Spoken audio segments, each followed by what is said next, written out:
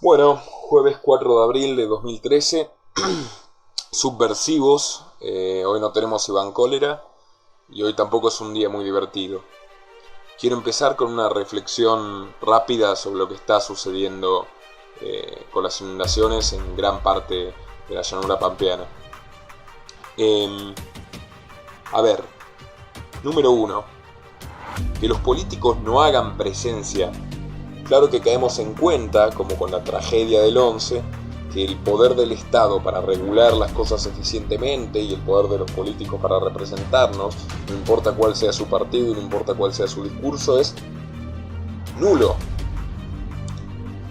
Tienen poder para ponernos una bota en la espalda, tienen poder para aumentar los impuestos, tienen poder para llenar las cárceles, pero no tienen poder para ayudar a prevenir estos desastres. No tienen poder para mantener la ciudad en condiciones, ni siquiera limpia, ya no es una cuestión de desastres naturales. No tienen poder para nada que signifique mejorar la vida del pueblo. Ahora, ¿qué es lo positivo?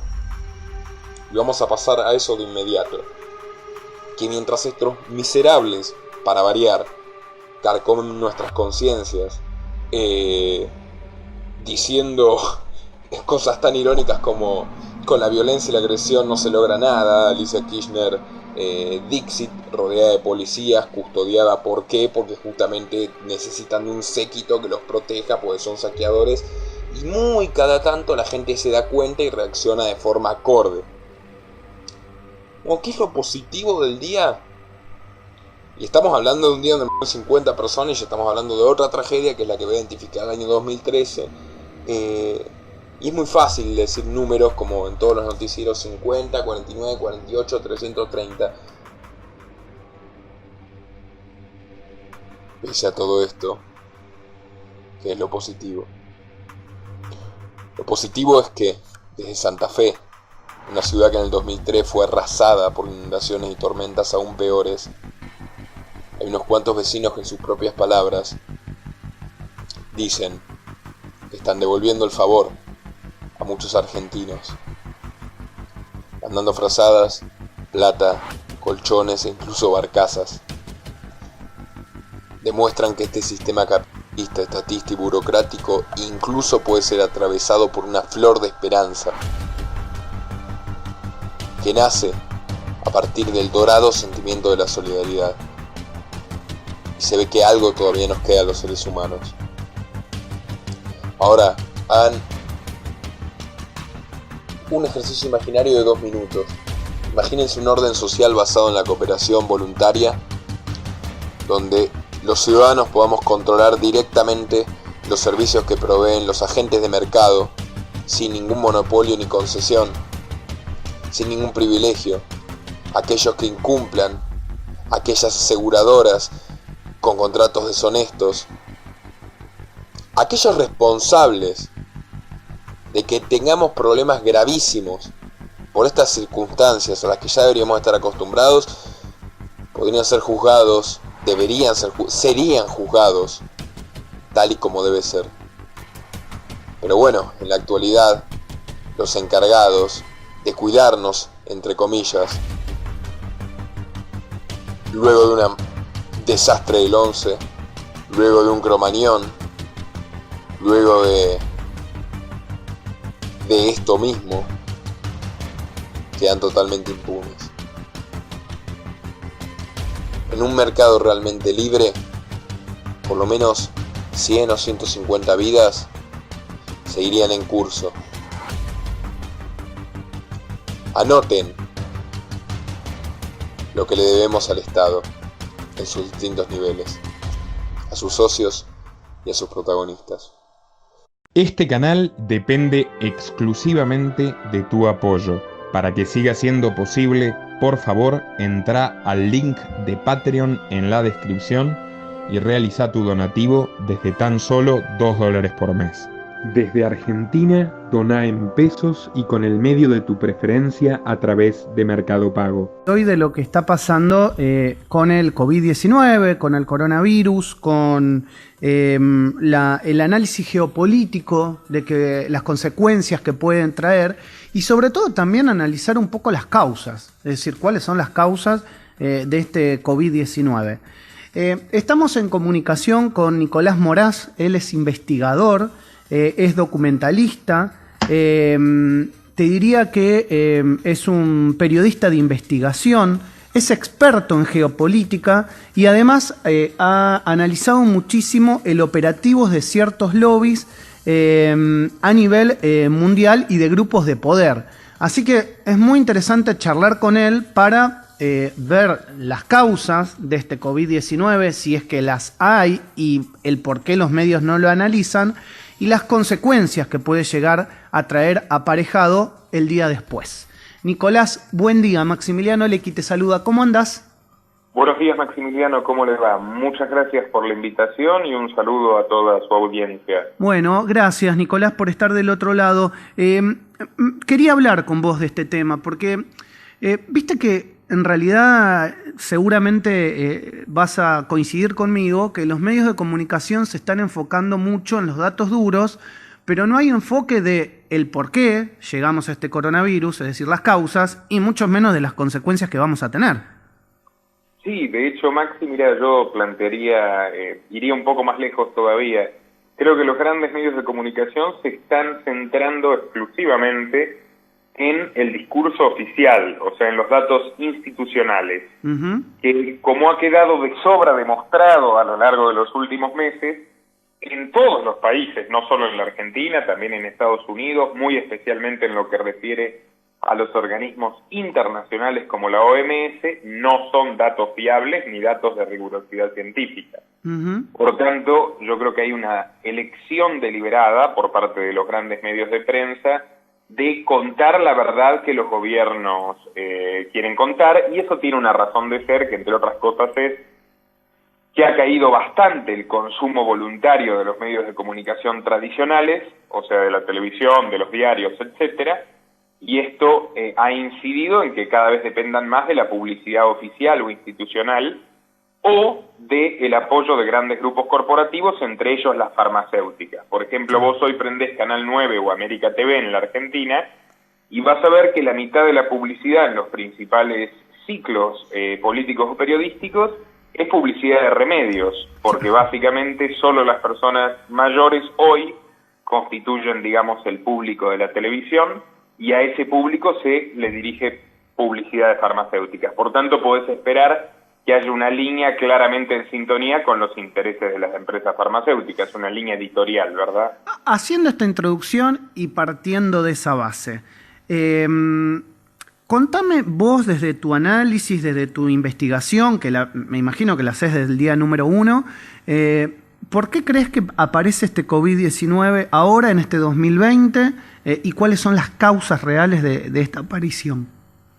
Mira, a modo de pequeño comentario introductorio, Maxi, como todo fenómeno global que tiene tanta relevancia, tanta importancia y afecta a tantas personas, yo creo que hay múltiples causas por un lado y múltiples beneficiarios por otro lado, o sea, hay muchos intereses en disputa. Pero, si vos me permitís que yo hable sobre seguros de lo que tengo definitivamente investigado y que a mi juicio está de sobra comprobado. Tenés libertad para hablar, Nicolás. Siempre lo hemos hecho en este programa. Yo hago la aclaración como periodista porque, digamos, yo nunca me he dedicado a lo conspirativo, ni a hablar de reptilianos, ni a teorizar sin base sobre 5G o tierra plana. No, yo soy periodista de investigación y me ciño a la historiografía, a los datos rigurosos, a lo que se puede comprobar, cotejar, etcétera. Siguiendo ese camino, yo no tengo la respuesta de cómo se originó exactamente el COVID, pero sin duda te puedo decir que hay un consenso entre varios científicos de renombre de que ha sido un virus o creado o modificado en laboratorio. Estamos hablando de Pablo Goldschmidt, virólogo argentino, estamos hablando de Luc Montagnier, premio Nobel de Medicina, precisamente por haber descubierto el VIH, y luego hay una serie de discusiones de dónde exactamente se puede haber originado, pero sobre lo que tenemos constancia, por ejemplo, es que se realizaron millonarias transferencias del Departamento de Salud de los Estados Unidos y puntualmente del organismo que dirige Anthony Fauci, el epidemiólogo jefe de Trump, a China donde teóricamente, según estos científicos, se originó no solo la epidemia, que eso ya son datos incluso oficiales, sino puntualmente esta cepa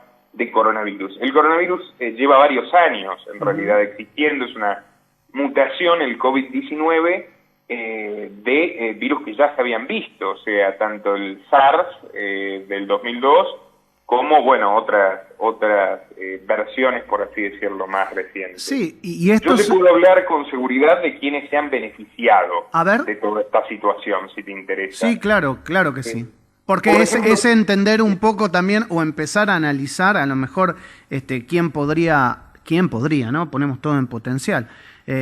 Si alguien se ve beneficiado, uno puede llegar a pensar quién puede haber generado esto, ¿no? O quién podría haber generado esto. Pero ¿quién se beneficia? Claro, uno tiene que diferenciar, por ejemplo, lo que es el fenómeno biológico, médico, que tiene muchas aristas, y lo que es el marco político. Exacto. O sea, por ejemplo, las cuarentenas. Exacto. Y el marco político sí tiene una explicación objetiva bastante más contundente. O sea, por ejemplo, sigamos el caso de Bill Gates, no porque sea el único beneficiado, sino porque en definitiva es el principal.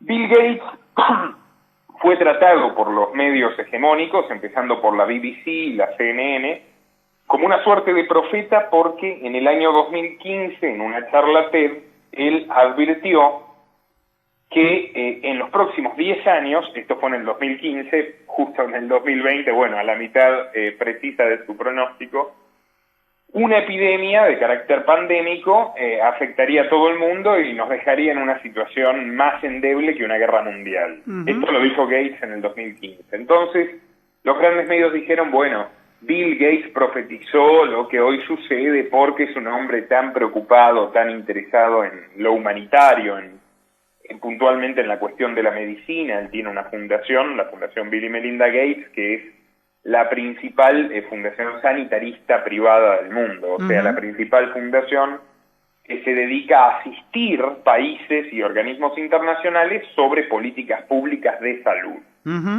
Ahora, ¿qué pasa si uno indaga un poco más? Y todo lo que te voy a decir ahora está totalmente comprobado.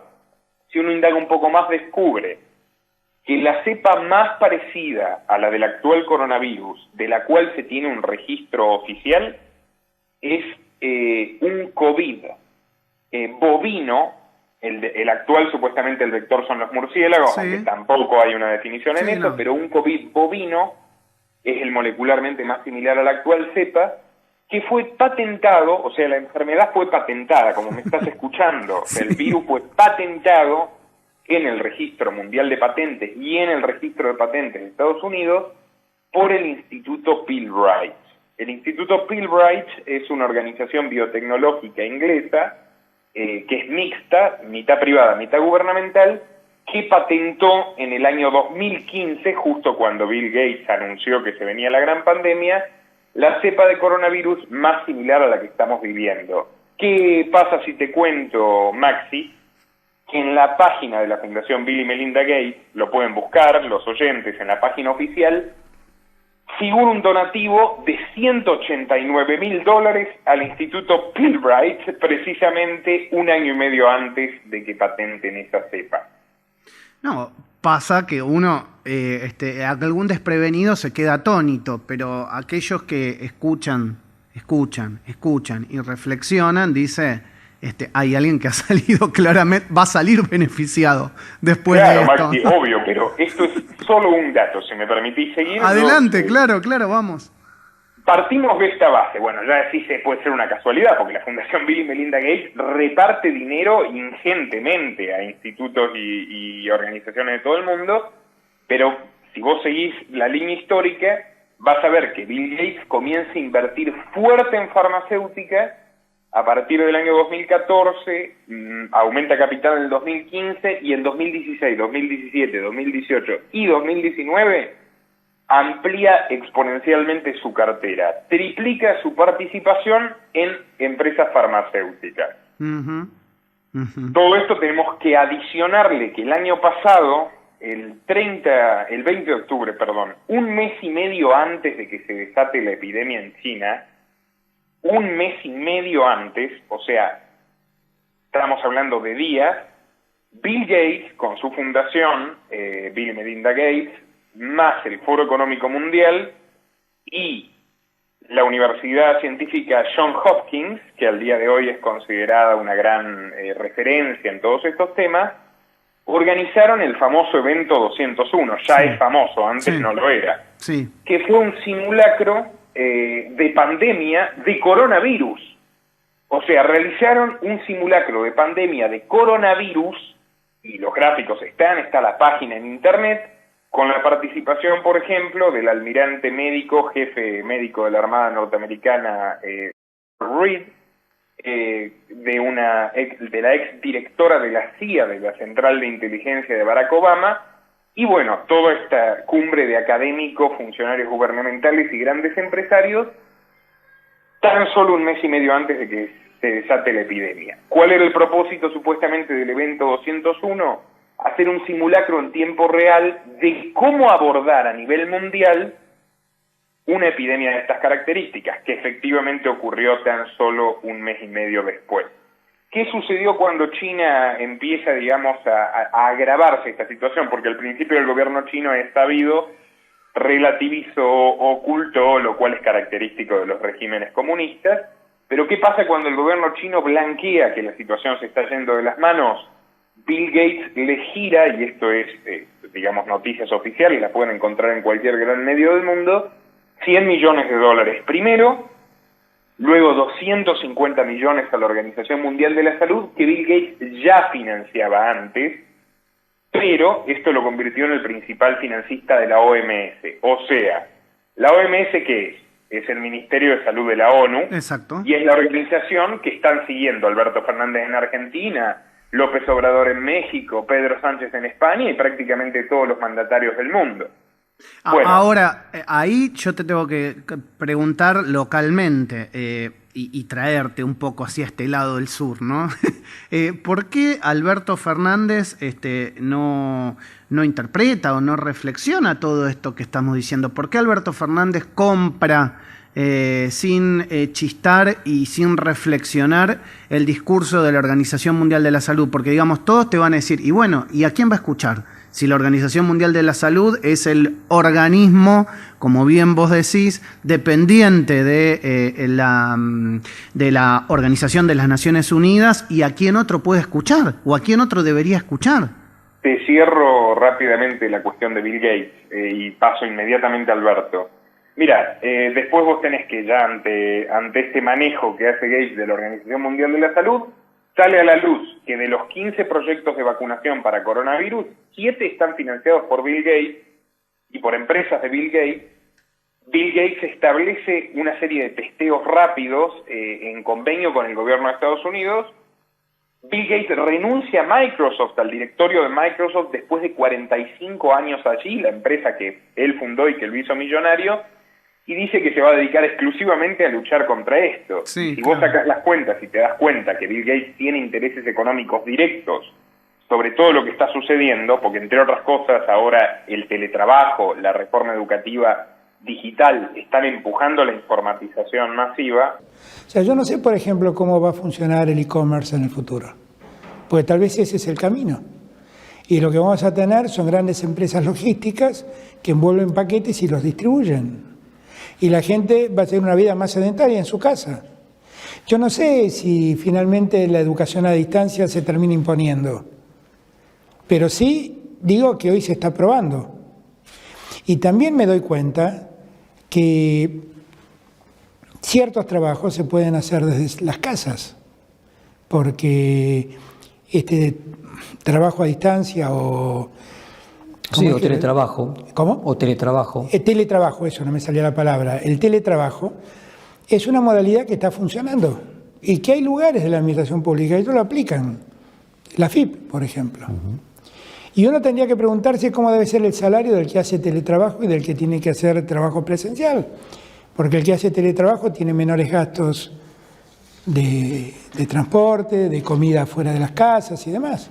Seguramente van a cambiar, pero es parte del desafío que se viene. Para un partido como el peronista, que como el laborista inglés ha hecho en el tema de los sindicatos y el trabajo... Seremos el partido de los trabajadores y de los teletrabajadores. sea, cada vez más gente va a usar computadoras, por tanto Microsoft, y a su vez él es el principal oferente de la teórica cura o vacuna al coronavirus, bueno, podés sacar tus conclusiones. Germán Velázquez, no un bloguero conspiranoico, Germán Velázquez, que era director del Programa Mundial de Medicamentos de la OMS, denunció hace años que Bill Gates y otras organizaciones privadas se habían convertido en los regentes de la OMS, que Bill Gates aportaba, esto lo dijo un ex directivo de la OMS, Germán Velázquez, te repito, que de hecho tuvo su vida amenazada luego de publicar esta información, que Bill Gates aportaba, algo que hoy es público, más dinero a la OMS que cualquier Estado miembro, o sea, más dinero que el que aportaba Estados Unidos antes de que se retire, más dinero del que aporta China. ¿Cómo no esperar que la OMS actúe en favor de intereses particulares? Y acá Dicho esto, acá hay que agregar un dato más también, que esta propia denuncia que vos estás diciendo y que vos en realidad estás describiendo con datos objetivos, lo hizo también una diputada italiana en el Parlamento en Roma hace pocos días, ¿no? Con nombre y apellido. correcto. ¿Para qué digo esto? Para por ahí algún desprevenido que está escuchando y dice, no, esto es una cuestión de redes sociales. No, esto ya pasó a la política.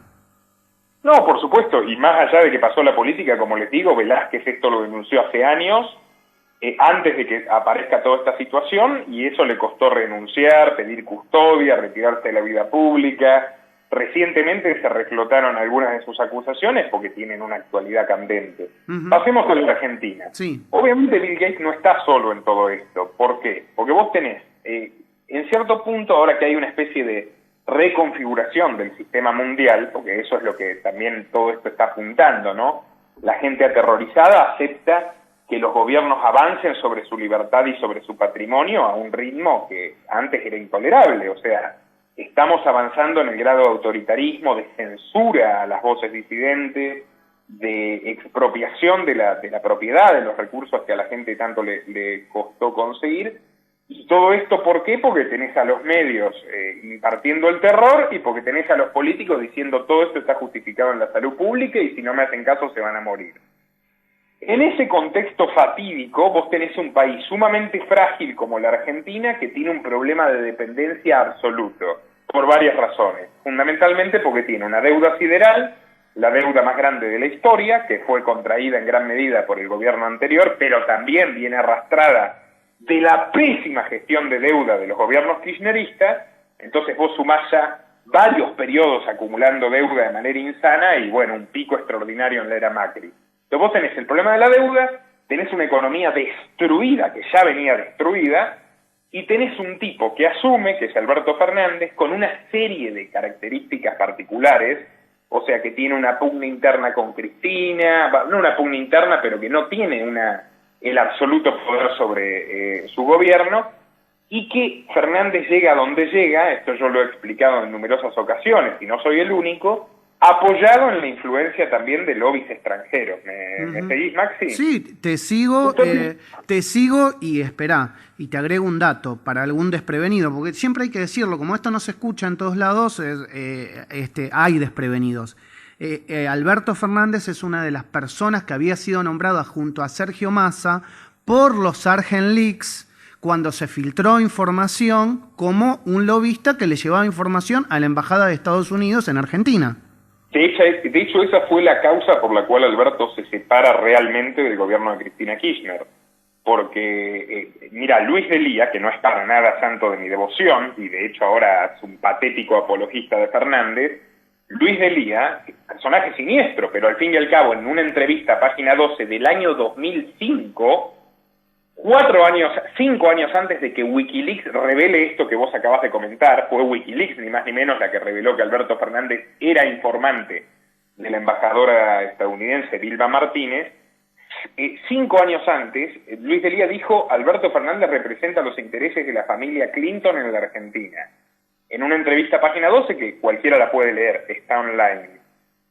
Por tanto, no es algo tampoco demasiado novedoso. 678, cuando hacía los scratches contra los opositores, decía Alberto Fernández, lobista de Repsol, empleado de los yanquis, traidor de la causa nacional y popular. Bueno, ahora obviamente todos se olvidaron de eso, pero está totalmente ligado a que Alberto Fernández esté donde esté. Y no te olvides, Nicolás, que fue la propia Cristina Kirchner en un reportaje que le da a la Negra Bernasi, donde dice que en la Argentina solamente se tomaba el 20% de las decisiones de poder y que había un porcentaje mucho más grande que obviamente representaban a otros intereses.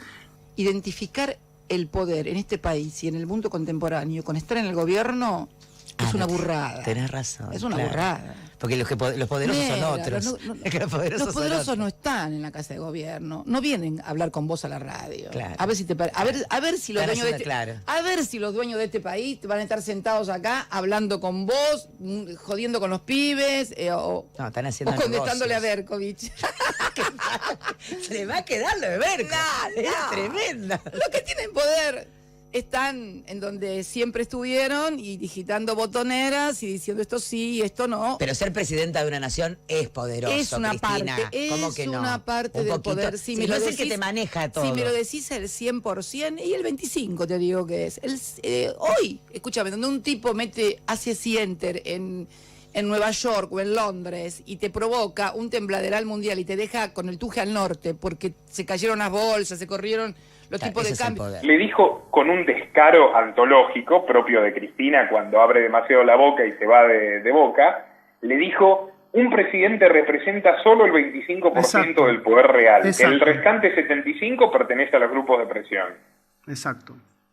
Bueno, de hecho, por eso Cristina, que todos sabemos los elementos de su personalidad, no hay que abundar mucho en ello, por eso Cristina termina cediendo ante el mandato de poner a un hombre que está mucho mejor relacionado con la élite financiera y con los intereses geopolíticos de las potencias que ella misma. O sea, a ella le bajaron el pulgar, y de hecho le bajaron el pulgar a través de Massa y Fernández, que fueron sus jefes de gabinete, que fueron los informantes de la embajada estadounidense en el año 2009, en el año 2010, etcétera, y que en el 2013 frustraron su sueño de reelección, ¿te acordás, no? Sí, claro. O sea, cuando Massa vence en las legislativas del 2013, su jefe de campaña era Alberto Fernández, y eso impidió que Cristina pueda reformar la Constitución. Entonces, ¿cómo puede ser que una persona de las características de Cristina haya aceptado regalarle la presidencia a Alberto Fernández? Bueno, esto es por varias razones. Una es que estaba chantajeada abiertamente, tipo, vos ya no podés ser presidenta,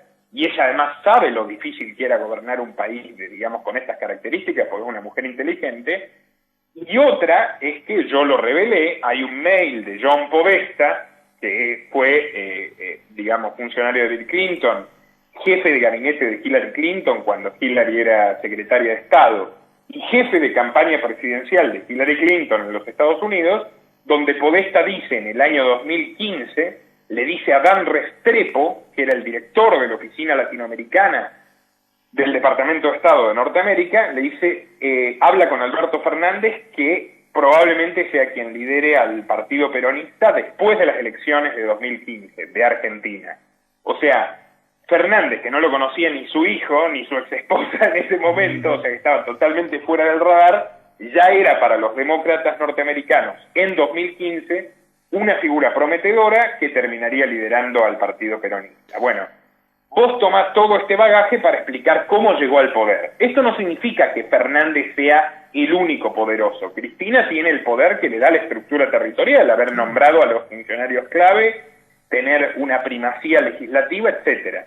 Pero esto es un pacto entre Cristina y Alberto y los lobbies norteamericanos. ¿Me seguís, Maxi? Sí, te sigo perfectamente. Y entonces Alberto, ¿qué encuentra? Alberto quería poner de ministro de Economía a Guillermo Nielsen. Que Guillermo Nielsen, yo no soy peronista, yo soy liberal y totalmente crítico de todos los partidos. Nadie me puede decir, Morás responde a fulano o a mengano, porque yo critico absolutamente a todos. Desde Putin hasta Trump, los demócratas, los republicanos, los peronistas, los macristas, con ecuanimidad. Nielsen es un tipo que, bueno, en definitiva es capaz. O sea, es uno de los economistas más formados que había a mano. ¿Me escuchás, Maxi? Sí.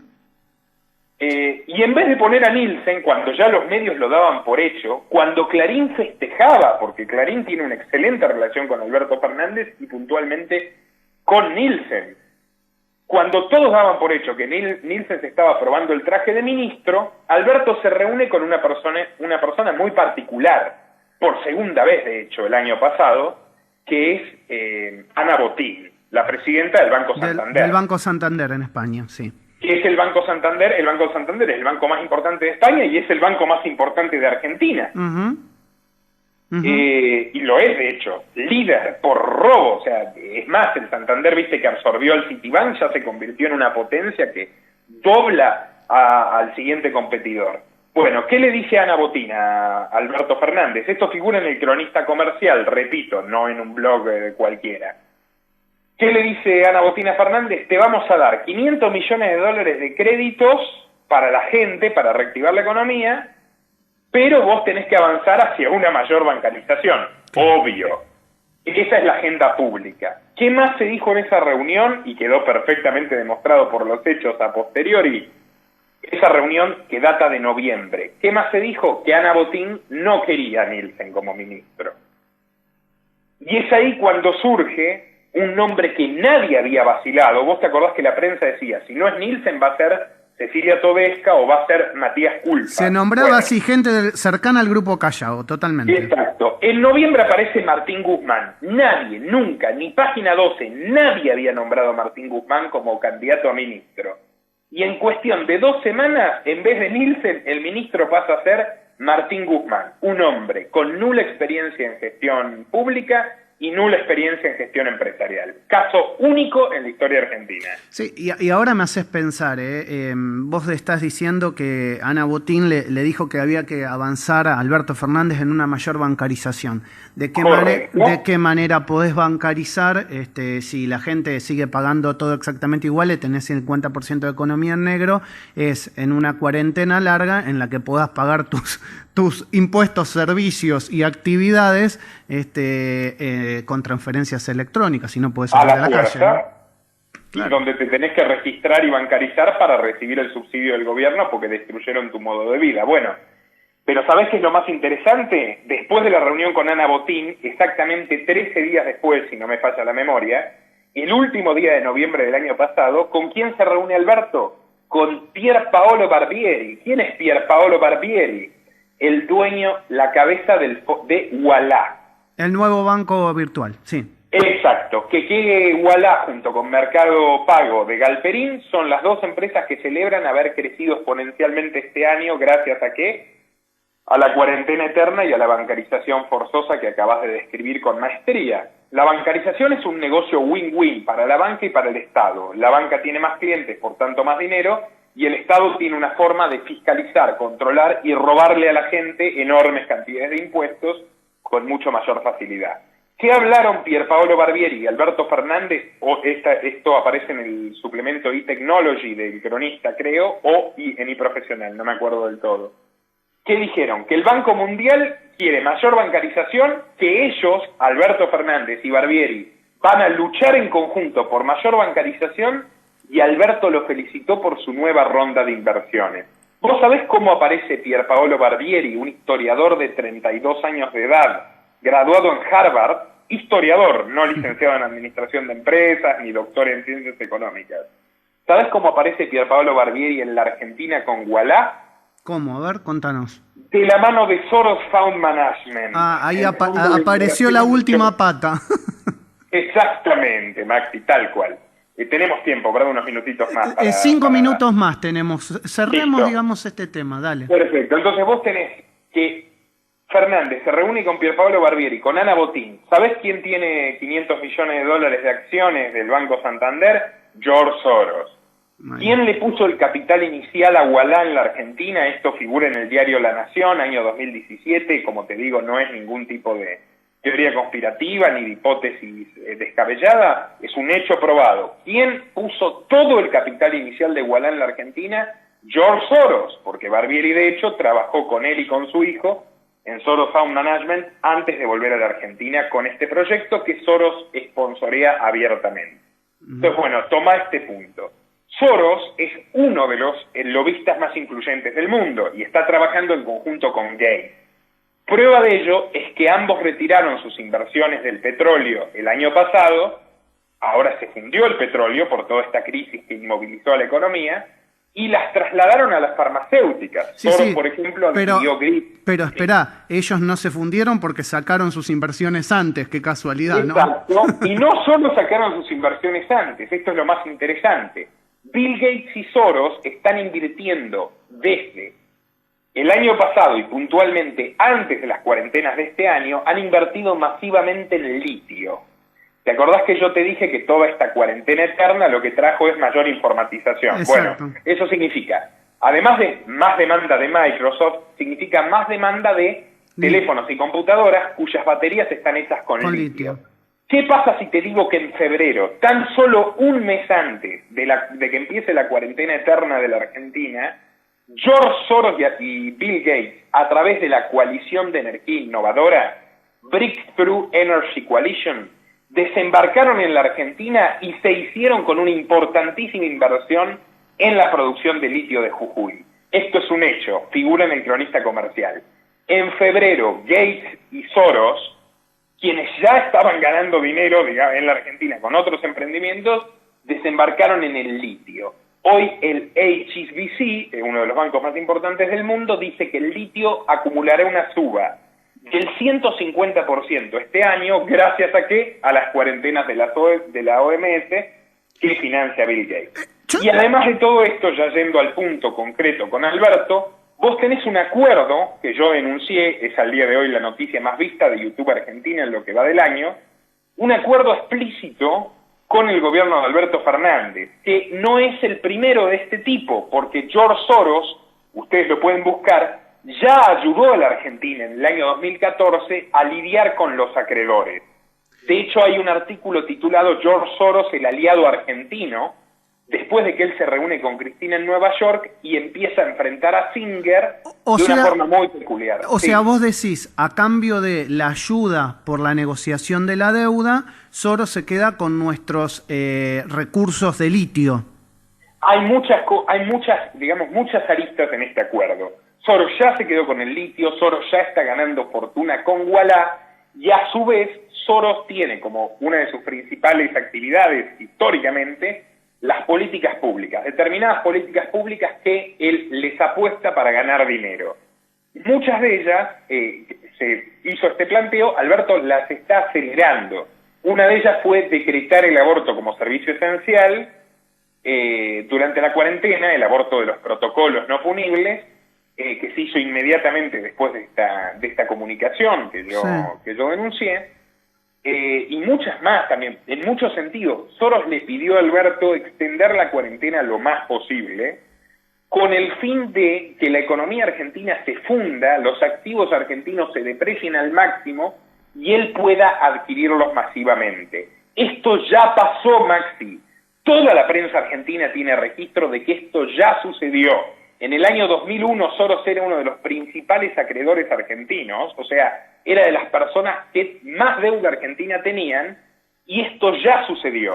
Es decir, Brad Gay fue a verlo, siendo presidente del Banco Central, a él y a Joseph Stiglitz, quien es el mentor y el jefe de Martín Guzmán, en el año 2003, y Soros le dijo cómo cerrar la negociación de la deuda, la apoyó activamente y salió inmensamente beneficiado de ello, en multitud de sentidos. Esto lo denunció Claudio Lozano en su libro La deuda ilegítima. Ahora Alberto Fernández, a Claudio Lozano, lo nombró director del Banco Nación en un, infame pacto de silencio. La gente que ahora está en el gobierno ya denunciaba que Soros había participado del hundimiento de la economía argentina y salió abiertamente beneficiado. Bueno, ahora vos tenés que la propuesta de 60% de quita a los bonistas, yo la anticipé antes de que ningún medio la mencione, porque sabía que era parte de la propuesta de Soros, tratar de negociar por ese número, y se dio a conocer públicamente el 16 de abril. Martín Guzmán la presentó el 16 de abril, 60% de quita. ¿Quién publicó en la cadena Bloomberg un artículo con su propia firma diciendo que había que apoyar a la Argentina y al 60% de quita? George Soros. Después salieron Stiglitz, Jeffrey Sachs y diversos economistas que están abiertamente subsidiados por Soros e intrínsecamente ligados a Guzmán, que también trabajó para Soros en la ONG puertorriqueña, Espacios Abiertos, salieron todos al unísono a hacer lobby por la deuda argentina. Hoy ya a nadie le sorprende que Alberto Fernández haya pactado extender eternamente la cuarentena, porque cuando yo lo avisé, había tan solo 20 días de cuarentena transcurridos, y ahora ya hay 3 meses, y nadie puede explicar cómo un país fundido y arruinado se está planteando por 1000 muertos, supuestamente 1000 muertos, volver al aislamiento absoluto que va a producir mucho más muertes y que ya está produciendo muchas muertes. Por suicidio, ¿vos sabías que se duplicó la tasa de suicidio? Sí. Pero se ve... los infartos. Es palpable la angustia de la gente. Nicolás, la verdad me quedé sin tiempo, pero no va a ser la última vez que charlemos. La última pregunta y corta. ¿Todo esto te ha generado problemas, amenazas? ¿Qué está pasando en tu vida particular? Porque, digamos, decís cosas fuertes. Sí, digo cosas fuertes con sustento, que es lo que más le duele a nuestros críticos. Mira, Alberto Fernández se pronunció diciendo, ahora veo carteles de gente que dice yo te voté a vos, no a Soros.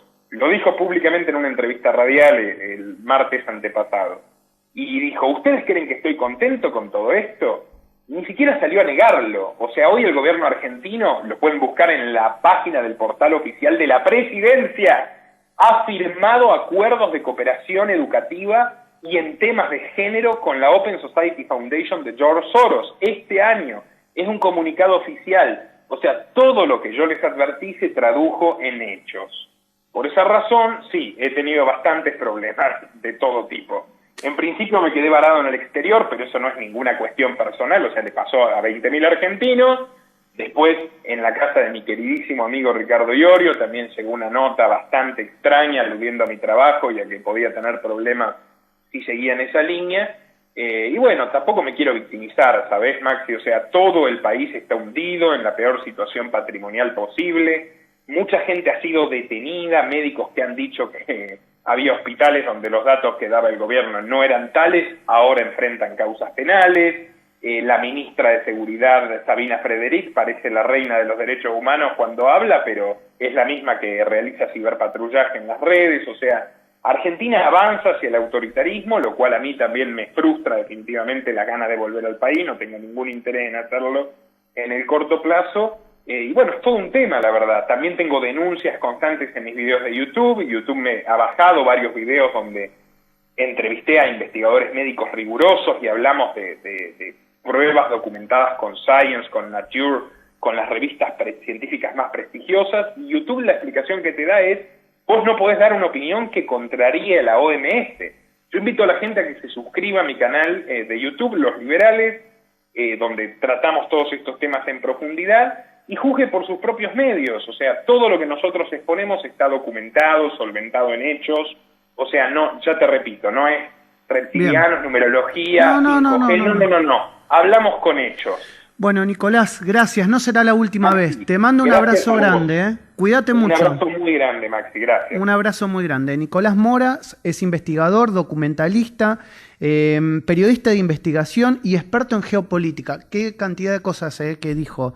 La verdad que, bueno, son para pensar, reflexionar y que en definitiva, bueno, cada uno puede sacar sus propias conclusiones de todo lo que escuchás a lo largo de estos años aquí en El Arranque. Este canal depende exclusivamente de tu apoyo. Para que siga siendo posible, por favor, entra al link de Patreon en la descripción y realiza tu donativo desde tan solo $2 por mes. Desde Argentina, dona en pesos y con el medio de tu preferencia a través de Mercado Pago.